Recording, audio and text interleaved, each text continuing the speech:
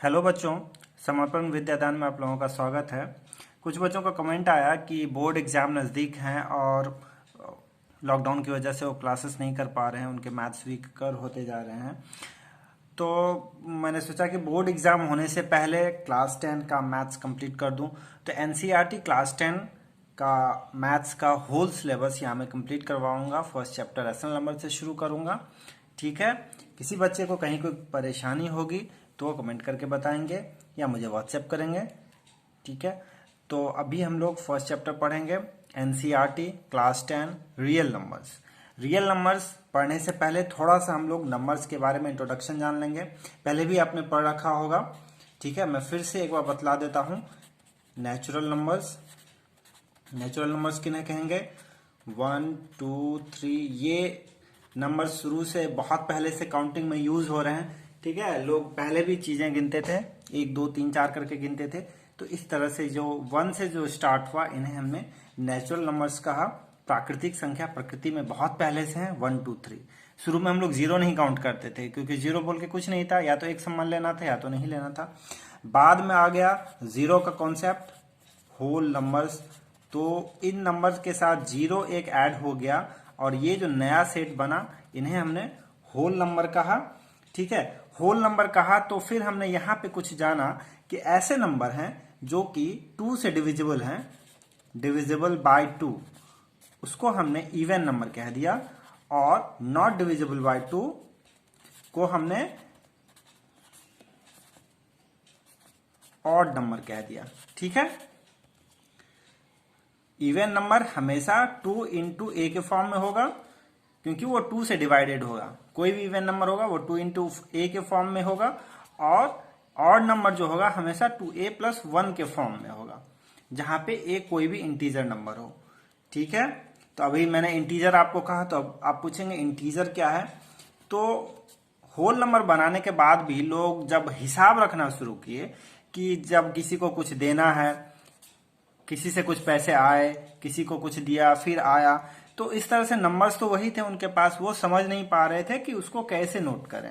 ठीक है, तो उन्होंने दो सिंबल निकाला, पॉजिटिव और माइनस। जब किसी को हम लोग देंगे तो पॉजिटिव सिंबल लेंगे, और जब किसी का हमारे ऊपर डेब्ट होगा तो हम लोग नेगेटिव सिंबल का यूज करेंगे। तो इससे हमारा कॉन्सेप्ट आ गया इंटीजर्स का।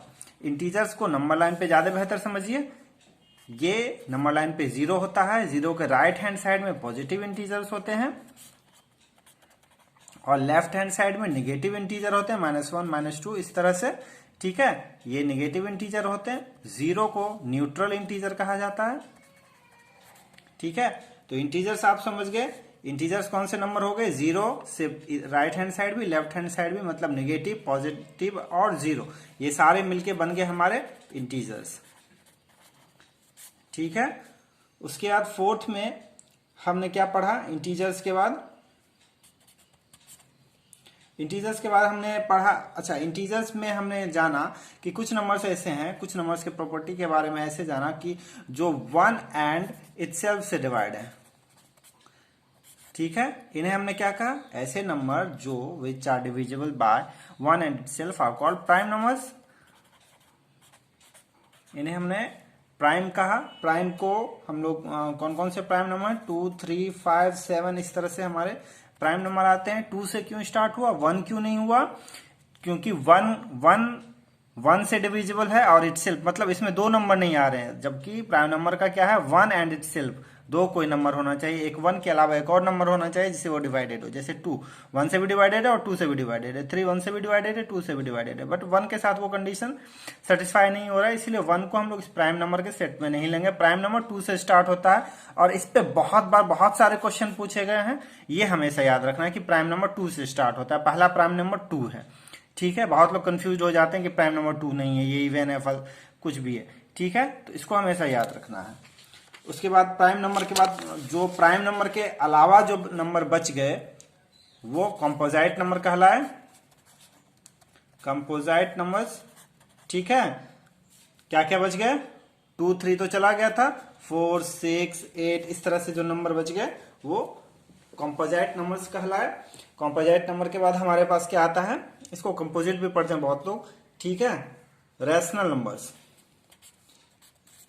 Rational numbers. रैशनल नंबर्स के बारे में मैंने पिछले वीडियो में भी बताया है। ये p बाई क्यू के फॉर्म में होता है, इसको न्यूमरेटर कहते हैं, इसको डिनोमिनेटर कहते हैं, और इसमें डिनोमिनेटर जो है वो 0 नहीं होना चाहिए, ठीक है, यानी कि q इक्वल नॉट टू 0 होना चाहिए। यही कंडीशन है, rational number p by Q के फॉर्म में होगा जहां पे q 0, नीचे 0 नहीं होना चाहिए। ऊपर 0 हो जाएगा चलेगा, नीचे 0 नहीं होना चाहिए। नीचे अगर 0 हो जाएगा तो अनडिफाइंड हो जाएगा। ये 1/0 p/2/0 कुछ भी होगा, ये अनडिफाइंड हो जाएगा, ठीक है, इसीलिए नीचे नहीं 0 होना चाहिए। तो रैशनल नंबर्स को हम लोग जानेंगे कैसे, पहचानेंगे कैसे कि कौन सा रैशनल नंबर है। Rational number p by Q के फॉर्म में होगा, और इसके दो कंडीशंस हैं कि ये या तो टर्मिनेटिंग होगा या फिर रिपीटिंग होगा। अब ये टर्मिनेटिंग रिपीटिंग क्या होता है ये जान लेते हैं। टर्मिनेटिंग जैसे कि 25/4 करते हैं, डिवाइड करते हैं, 4 6 24, 6.25 आता है, मतलब 6.25 आता है। मतलब क्या, पॉइंट के बाद ये किसी एक पॉइंट पे आगे डिवाइड करेंगे तो किसी एक पॉइंट पे जाके ये टर्मिनेट हो जाएगा, मतलब खत्म हो जाएगा। इसका एक एंडिंग है, इसका एक इसको हम लोग p बाई क्यू के फॉर्म में लिख सकते हैं हमेशा, ठीक है। तो इस तरह के नंबर को हम लोग रैशनल नंबर कहेंगे जो कि टर्मिनेटिंग हो, ठीक है। या फिर जैसे 10/3 लिखते हैं तो इसका वैल्यू क्या आता है, 3/3 3 3 3 3 इस तरह से आता है। इसको 3/3 बार लिखते हैं, ये भी टर्मिनेट हो गया यहाँ पे आके, ठीक है। इसके बारे में आगे पढ़ेंगे, इस बार को कैसे हटाते हैं और क्या लिखते हैं। अभी के लिए इसको इस तरह से लिखते हैं, तो इसको हम लोग क्या कहेंगे, रिपीटिंग। तो ये भी रिपीटिंग जो होगा वो भी रैशनल नंबर ही होगा, ठीक है। तो रैशनल के बाद फिर कौन सा आता है, इर्रेशनल नंबर। इर्रेशनल नंबर किसको कहते हैं, जो कि नॉन रिपीटिंग हो, नॉन टर्मिनेटिंग हो और नॉन रिपीटिंग हो। रिपीटिंग होगा तो उसको हम लोग टर्मिनेट कर देंगे। जब अगर वो रिपीट नहीं होगा तो फिर हम लोग उसको टर्मिनेट नहीं कर पाएंगे, उसको हम लोग इर्रेशनल नंबर कहेंगे। ऐसे सारे नंबर्स जिसके रूट हमें नहीं पता है वो सारे नंबर्स इर्रेशनल नंबर हो जाएंगे, ठीक है। जैसे √4 का वैल्यू पता है 2 होता है तो वो इर्रेशनल नंबर नहीं होगा। इनका वैल्यू नहीं पता है तो ये इर्रेशनल नंबर हो जाएगा, ठीक है। इसके बाद ये याद रखिएगा कि ये पाई जो होता है, पाई ये होता है इर्रेशनल, ठीक है। मगर 22/7 जब बताएगा ये रैशनल होता है, क्योंकि ये p बाई क्यू के फॉर्म में है। इस पे भी कई बार कई जगह क्वेश्चन पूछ देता है कि पाई क्या है, तो पाई इरेशनल है, और कई जगह हम लोग पाई के जगह 22/7 यूज करते हैं, ये रैशनल है। 22/7 ये p बाई क्यू के फॉर्म में है, ये रैशनल है। मगर पाई का वैल्यू 22/7 नहीं होता है, ना ही 3.14 होता है। पाई का वैल्यू नॉन टर्मिनेटिंग है, 3.14 के बाद बहुत लंबा जाता है, जिसके ऊपर एक मोटी सी बुक है पाई के वैल्यू के ऊपर, ठीक है। तो पाई टर्मिनेट नहीं होता है, ये इरेशनल नंबर है, और 22/7 रैशनल नंबर है। इसको हमेशा याद रखिएगा। इसको मैं रेड से मार्क कर देता हूं, इसको कहीं अच्छे से दिमाग के किसी कोने में अच्छे से याद रखिएगा, ठीक है। अब इसके बाद टर्मिनेटिंग नॉन टर्मिनेटिंग हम लोग समझ गए, तो रैशनल इरेशनल हो गया। अब रियल नंबर जो आपके चैप्टर में है इसको हम लोग क्या कहेंगे, रियल नंबर्स क्या होता है, रैशनल प्लस इरेशनल, दोनों मिला के जो बनते हैं। रैशनल नंबर प्लस इरेशनल जो होता है वो रियल नंबर होता है।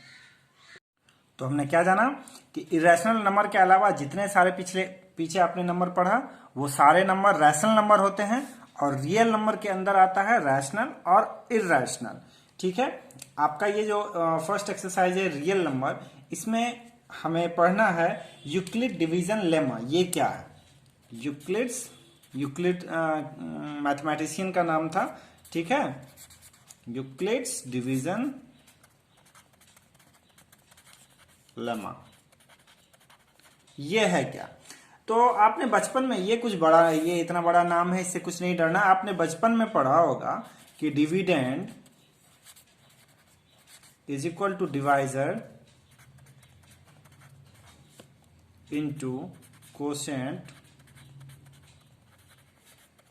Plus remainder. ठीक है, इसी को हम लोग यूक्लिड डिवीजन लेमा कहते हैं। यूक्लिड ने बताया, ये बाद में हम लोगों ने लिखा, यूक्लिड पहले बता के गए थे, for given integers a and b, for given integers a and b, there exist unique integer q and r satisfying, there exists unique integers q and r satisfying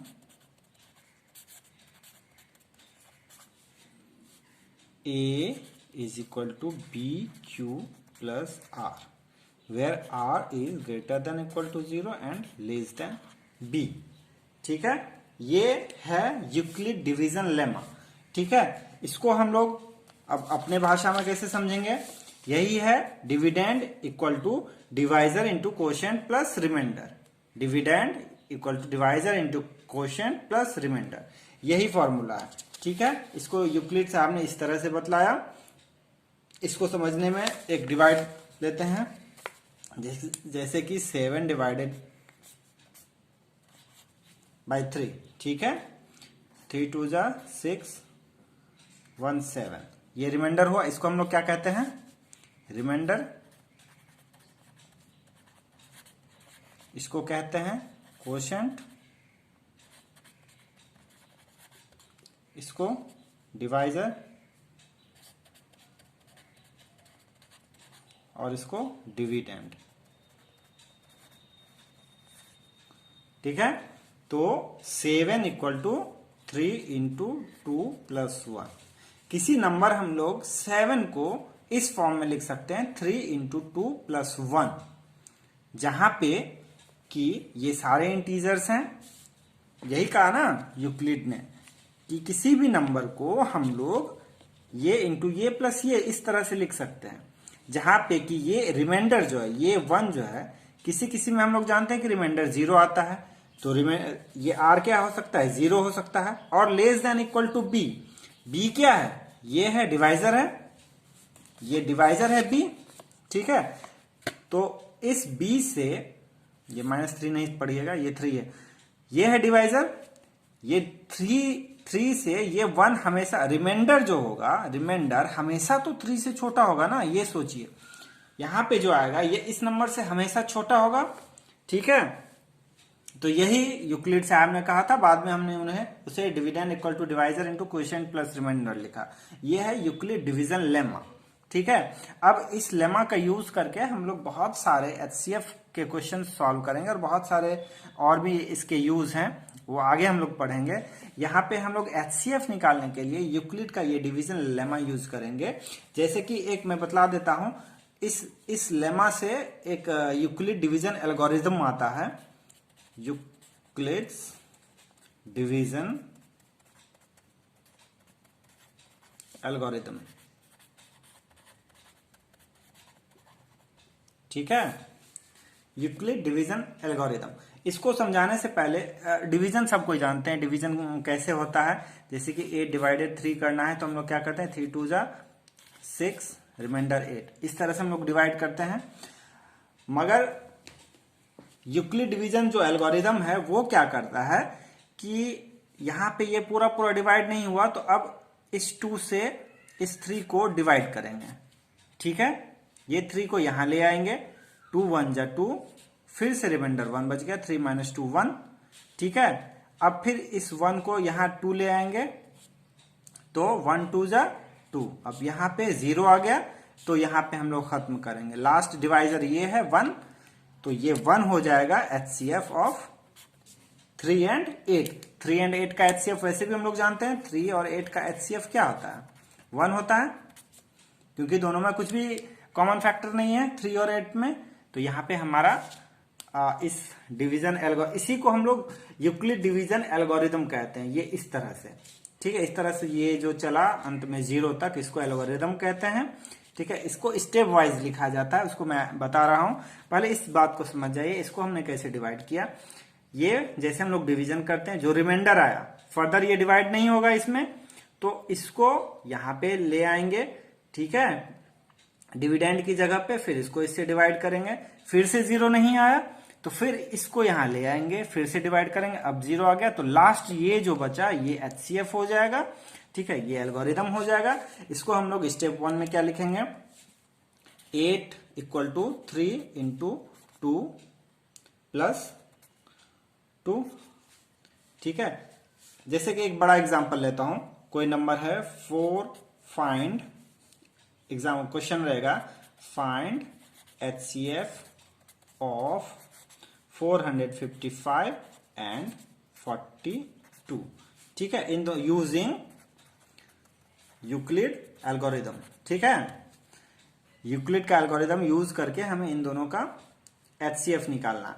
तो हम लोग कैसे करेंगे इसको, पहले अभी जैसे मैंने बतलाया था 42 को 455 से डिवाइड करेंगे, क्या आएगा 42 1 जा 42, ठीक है, रिमाइंडर 3, ये 5 यहां उतरेगा, ठीक है, 42 नहीं जाएगा तो फिर हम लोग इस 42 को यहां ले आएंगे, फिर से डिवाइड करेंगे, 35 1 जा 35, कितना आया 7, फिर से 0 नहीं आया यहां, फिर इस 35 को यहां उतार देंगे, ठीक है, तो फिर से क्या लिखेंगे 7 × 5 35, ये यहां पे 0 आ गया, ठीक है। तो ये जो 7 बचा, ये जो 7 हुआ यही हो गया एलसीएम 42 एंड 455 का, ठीक है, ये 7, क्योंकि लास्ट डिवाइजर 7 है, यही इन दोनों का HCF में बता रहा हूं, HCF इन दोनों का 42 एंड 455 का ये 7 आ जाएगा। इसको हम लोग स्टेप में कैसे लिखेंगे, एल्गोरिदम स्टेप में कैसे लिखेंगे, तो स्टेप 1 में लिखेंगे, स्टेप 1 में लिखेंगे 445 को क्या लिखेंगे 42 × 10 + 35, यही हुआ था। 445 को 42 × ये यहाँ 0 आता ना, डिवाइड जब करते हैं तो 42 10 टाइम्स 420, फिर 35 यहाँ आएगा, क्योंकि यहाँ 5 आया कुछ नहीं था तो 0 टाइम्स हमने लगाया, ठीक है, 42 × 0 आएगा और यहाँ 35 ही रह जाएगा, तो यहाँ 10 होगा, 42 420 + 35 = 445। फिर हमने क्या लिखा, 42 यहाँ रह गया था, फिर 42 को हमने क्या लिखा 35 × 1 + 7, फिर 35 को क्या लिखा हमने 7 × 5 + 0, यहाँ पे रिमाइंडर 0 आ गया, तो ये जो 7 हुआ यही हो गया HCF। तो इसको 3 स्टेप में लिख देंगे, स्टेप 2 स्टेप 3, ठीक है, यहाँ पे 0 आ जाएगा, लिखेंगे कि यहाँ पे R0 आ गया, इसीलिए HCF 7 हो गया, ठीक है। इसको स्टेप में यूक्लिड एल्गोरिदम यही हुआ, स्टेप वाइज जो ये हम लिख रहे हैं ये एल्गोरिदम हो गया, ये डिवीजन प्रोसेस हो गया, ठीक है। इसी तरह से हम लोग एग्जाम में लिखेंगे। नेक्स्ट वीडियो में मैं आपको इसके एक्सरसाइज जो 1 है इसका पूरा सॉल्यूशन बतलाऊंगा, ठीक है। फिर आगे हम लोग पढ़ेंगे, जहां भी जिस बच्चे को इस बोर्ड का एग्जाम देने वाले जिस बच्चे को जहां कहीं भी कोई प्रॉब्लम हो वो बतलाइएगा, ठीक है। नहीं हो तो मेरे व्हाट्सएप नंबर पे आप लोग व्हाट्सएप करके कुछ क्वेश्चन पूछ सकते हैं। व्हाट्सएप नंबर लिख लीजिए 9570027719, इस पे मुझे व्हाट्सएप करके आप लोग पूछ सकते हैं। जिस किसी भी सब्जेक्ट में जहां कहीं भी प्रॉब्लम आ रहा हो स्पेसिफाई करके बतलाइएगा कि ये पोर्शन नहीं समझ में आ रहा है, ठीक है। वैसे मैं मैथ्स का सिलेबस कंप्लीट करूंगा, इसके अलावा अगर दिक्कत हो तो फिर मुझे आप कांटेक्ट कर सकते हैं, मुझे व्हाट्सएप कर सकते हैं। फोन नहीं करना है, व्हाट्सएप करना है या फिर कमेंट करना है मेरे वीडियो पे, ठीक है। धन्यवाद।